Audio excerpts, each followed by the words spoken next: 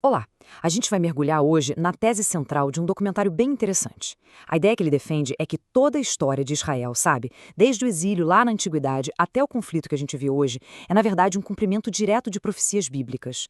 Então a gente vai ver como essa narrativa é construída bem passo a passo. Bom, e o ponto de partida do documentário é essa profecia aqui do livro de Zacarias. A ideia que eles apresentam é justamente usar um texto de milênios atrás para dar um contexto para a situação geopolítica de hoje. É como se dissessem, olha, o papel central e, vamos dizer, problemático de Jerusalém no mundo, isso já tinha sido previsto há muito, muito tempo. Isso, claro, levanta a pergunta central que o material todo tenta responder. Como é que essa cidade tão pequena se tornou exatamente como diz a profecia, uma pedra pesada para o mundo todo? Para entender a resposta que o documentário propõe, a gente precisa voltar lá no comecinho de tudo. Certo. Então, nessa primeira parte, a gente vai olhar para os fundamentos, sabe? Para as promessas e profecias que, segundo o documentário, são a base de toda a história que vem depois. Então, tudo começa com uma promessa. E o documentário descreve essa promessa como divina e, o mais importante, perpétua. Ou seja, segundo essa visão, a terra de Israel foi entregue a Abraão e a sua descendência para sempre. Isso estabeleceria uma conexão que, em tese, não poderia ser quebrada entre aquele povo e aquela terra. A partir daí, o documentário apresenta o que seria uma espécie de roteiro profético. É uma sequência de previsões de diferentes profetas. Olha só, Jeremias prevendo um exílio bem específico, de 70 anos. Depois, Daniel, prevendo a destruição do templo. Aí vem Moisés, prevendo que os judeus seriam espalhados por todas as nações. E, por fim, Jeremias de novo, prevendo um reagrupamento lá no futuro. O argumento deles é que esses pontos juntos mapearam a história judaica com séculos de antecedência. Ok, então agora a gente vai ver como essa narrativa toda de profecia, exílio e retorno se encaixa com os registros históricos, sempre de acordo com a interpretação que o documentário faz, claro. Aqui o documentário destaca uma profecia atribuída a Jesus. E a gente tem que pensar, o Segundo Templo era o centro da vida religiosa, da vida nacional judaica. Então, uma previsão de que ele seria completamente destruído era basicamente um anúncio de que uma mudança gigantesca na história estava para acontecer. E, logo em seguida, o documentário já mostra o que seria o cumprimento histórico disso. Chega ao ano 70 d.C. e os exércitos romanos, comandados por Tito, cercam Jerusalém e, de fato, destroem o templo, deixando só ruínas. O documentário apresenta isso como uma correspondência direta, sabe, inconfundível com a profecia que a gente acabou de ver. A destruição do templo foi o marco inicial do que ficou conhecido como a Longa Dispersão.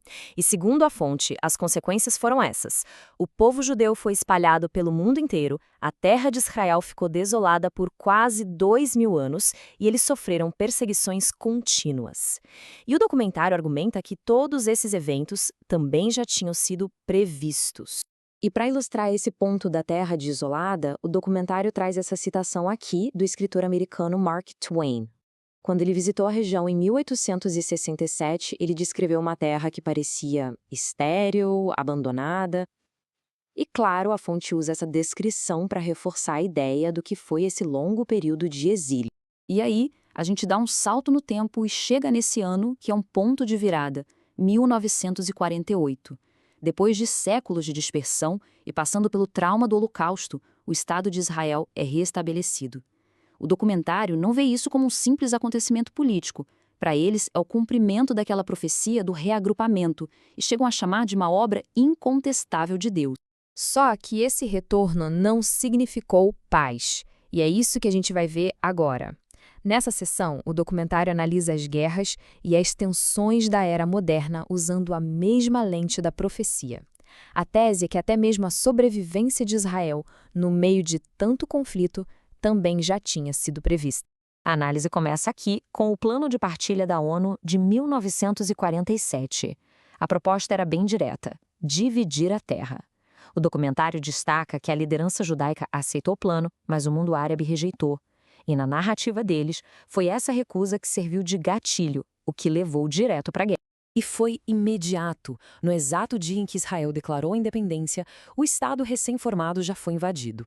A fonte faz questão de enfatizar que, contra todas as probabilidades, com menos gente, menos armas, Israel conseguiu repelir os inimigos, um resultado que o documentário descreve como milagroso e, claro, mais um cumprimento de profecia. A partir daí, O documentário passa a argumentar que organizações internacionais, tipo a ONU, têm um viés muito claro contra Israel. Essa tabela aqui resume bem a visão deles.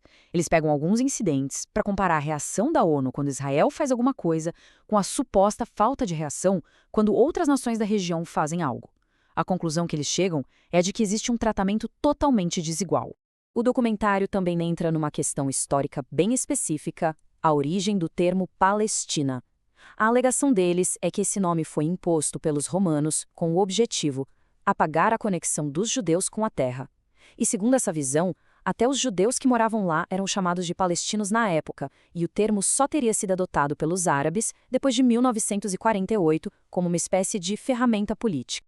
Bom, depois de cobrir o passado e o presente, a análise se volta para o futuro. E essa parte final é sobre como o documentário interpreta as profecias sobre o fim dos tempos. E, de novo, colocando Israel bem no centro de todos os eventos que estariam por vir. Segundo o documentário, existe uma sequência bem clara de eventos futuros. Primeiro, um falso acordo de paz, de 7 anos. Esse acordo permitiria a reconstrução do templo. Só que esse pacto seria quebrado com a chegada de uma figura chamada Anticristo, o que levaria a uma batalha final, no Armagedon, e tudo isso terminaria com uma intervenção divina, a segunda vinda do Messias. E para reforçar o argumento sobre a centralidade de Jerusalém, a fonte aponta esse dado aqui. A cidade seria mencionada mais de 800 vezes na Bíblia, contra nenhuma menção direta no Corão. Esse ponto é usado por eles para argumentar que a reivindicação judaica sobre a cidade tem uma base nos textos sagrados muito mais profunda. Essa citação é usada para descrever o quão terrível seria essa batalha final do Armagedon. O documentário interpreta essa passagem como uma previsão de um conflito numa escala de destruição que só seria possível com as armas que a gente tem hoje, as armas modernas. Seria algo tão devastador que, se não houvesse uma intervenção divina, simplesmente ninguém sobreviveria. E a gente termina com a pergunta que, no fundo, atravessa o material inteiro.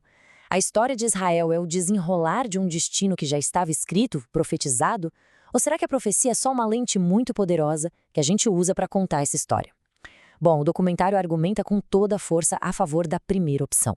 Eles apresentam a história não como uma série de acasos, mas sim como um roteiro divino que está sendo cumprido ponto por ponto.